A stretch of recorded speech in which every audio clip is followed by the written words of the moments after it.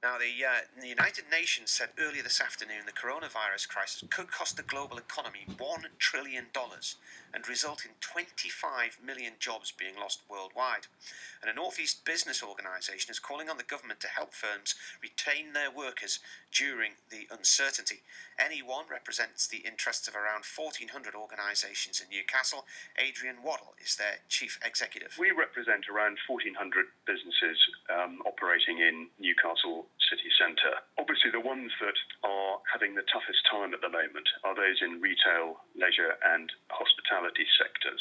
Of those, you're talking around £1.5 billion worth of turnover and not far short of 20,000 people being employed. As you walk around the city at the moment, you can see the effect of this current crisis, with businesses closed down, considering closing, drawing back on their hours, and everybody, I think, is watching and waiting to see what the next move is from the government.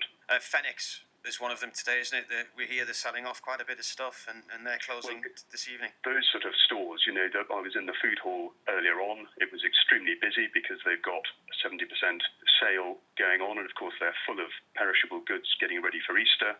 And that's the sort of stuff that, unless they can sell it, then, and other businesses are in the same situation, unless they can sell it, that will have to be written off, that stock. So you're calling on the government, and you say you want the government to agree to pay fixed fees to people. Explain what you'd like to see there.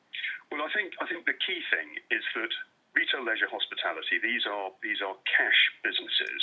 Cash is king. They are heavily reliant on cash flow.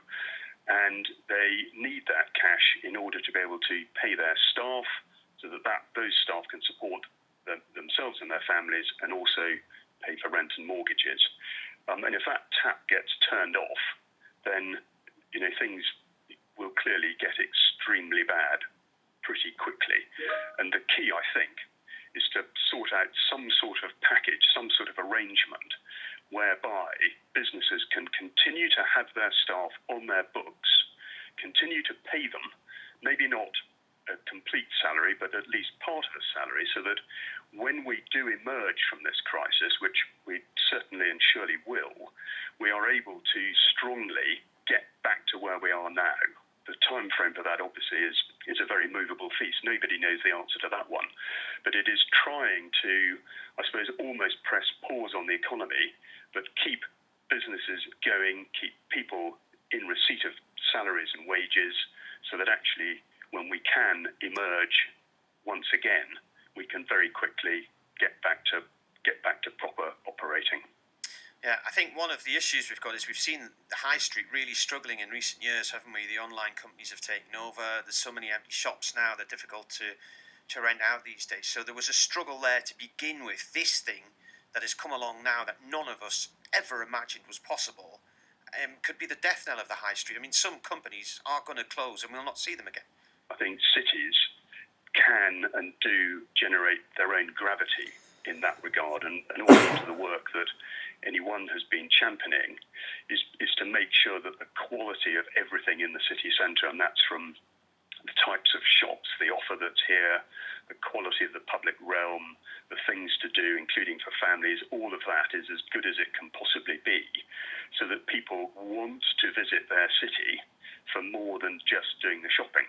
And of course, if you can generate the footfall, make sure you've got an attractive place for people to come and visit and spend time in, including with children, then of course, the businesses will thrive off the back of that. Overused phrase, but we are in unprecedented times. But I think the key thing is to try to make sure that staff are retained by businesses in some way, shape or form, so that when we do come through this, we're not starting a sort of whole new recruitment process and starting everything from scratch. I mean, I think that would be desperately damaging. We need to try and, press the go button as quickly as possible. That was Adrian Waddell, the Chief Executive of NE1, and interesting what he said there about this help from the government, because Boris Johnson said a little bit earlier on in his press briefing around about half an hour ago that the Chancellor will be making a statement tomorrow, so around about 5:15 tomorrow evening. Rishi Sunak will be going into more detail about help for businesses, but Boris Johnson had said today that everybody has everybody with a business, if you stand by your employees and the people who work in your businesses, we will stand by you. So that was one of the promises that he has made today. Not